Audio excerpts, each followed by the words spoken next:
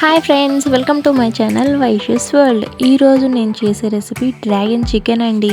ఏంటమ్మాయి dragon chicken అంటున్నావు అంటే కొంపదీసి డ్రాగన్ తీసుకొచ్చి కోసుకూరండి వేస్తావా? ముందే చెప్పు, ఫారెస్ట్ ఆఫీసర్లకు చెప్తావని అనుకుంటున్నారు. అయ్యో కాదండి బాబు, ఈ చికెన్తోనే డ్రాగన్ చికెన్ అంట. నేను ఫస్ట్ టైం వెళ్ళినప్పుడు కొత్తగా అనిపించింది నాకు కూడా, నేను కూడా అలానే అంటున్నాను. కానీ తిన్నాక తెలిసిందండి, అసలు అద్భుత అనుకోండి, అంత బాగుంది. మరి ఇదే రెసిపీని మన హోమ్ మేడ్ స్టైల్లో ఎలా చేసుకోవాలో చెప్పేస్తాను, వినండి.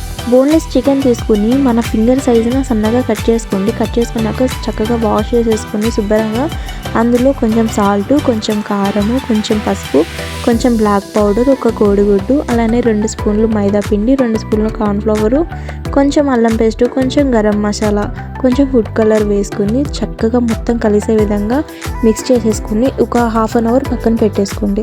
ఈ తర్వాత పచ్చిమిర్చిని డైమండ్ షేప్లో ఇట్లా నేను చూపిస్తున్నా కదా, అలా మీ స్పైసీకి తగ్గట్టుగా మీరు కట్ చేసేసుకున్నాక అందులో ఒక క్యాప్సికమ్ ఇట్లా నేను చూపిస్తున్న విధంగా, మరీ పెద్దవి కాదు మరీ చిన్నవి కాకుండా పిల్లలకి తినే విధంగా కట్ చేసుకోండి. ఆనియన్ని 4 పీసెస్గా కట్ చేసుకుని ఆ 4 పీసెస్లో ఒక పీస్ని 2 పీసెస్గా కట్ చేసుకుని ఇలా నేను చూపిస్తున్న విధంగా ఒలుచుకోండి. చేసుకున్నాక ఇందులోకి కొంచెం ఉల్లికాడలు, అలానే కొంచెం కొత్తిమీర కూడా మనం కట్ చేసుకుని పక్కన పెట్టుకుంటే ఈజీగా ఉంటుంది.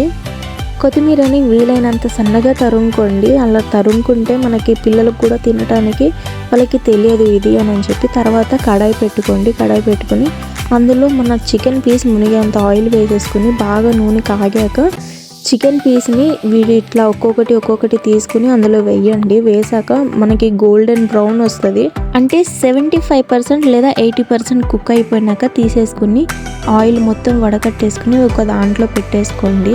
ఆ తర్వాత ఇంకో కడాయి పెట్టుకుని అందులో కొంచెం ఆయిల్ వేసుకుని కొంచెం అల్లం పేస్ట్ వేసుకోండి. ఎక్కువ వేసుకోవద్దు, ఆల్రెడీ మనం చికెన్లో కలిపాం కాబట్టి కొంచెం వేసుకుంటే సరిపోతుంది. ఆ అల్లం పేస్ట్ బాగా ఫ్రై అయిపోయినాక అందులో మనం ముందుగా కట్ చేసి పెట్టుకున్న క్యాప్సికమ్ ముక్కలు, అలానే ఆనియన్స్ అండ్ పచ్చిమిర్చి ముక్కలు ఏవైతే ఉన్నాయో అవి అందులో వేసేసుకుని ఒకసారి కలుపుకోండి. చక్కగా కలిపేసుకున్నాక కొంచెం సోయా సాస్ వేసుకోండి.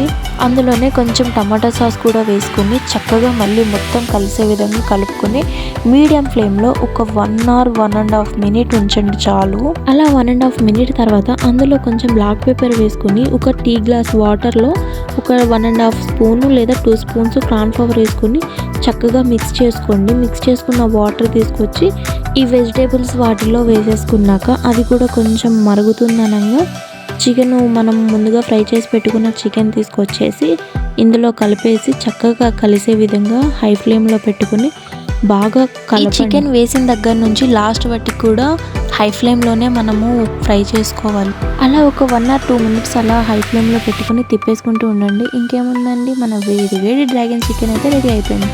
తర్వాత కొంచెం కొత్తిమీరతో గార్నిష్ చేసుకొని ప్లేట్లో సర్వ్ చేసేసుకొని దానిపైన తెల్ల నువ్వులు కొంచెం పైన జల్లుకొని, ఉల్లిపాయ కాడలు ఉంటాయి కదా అవి మనం ఫ్రై చేసుకున్నప్పుడు వేసుకున్నా పర్లేదు, ఇప్పుడు వేసుకున్నా పర్లేదు, నేను ఇప్పుడు వేసుకున్నాను.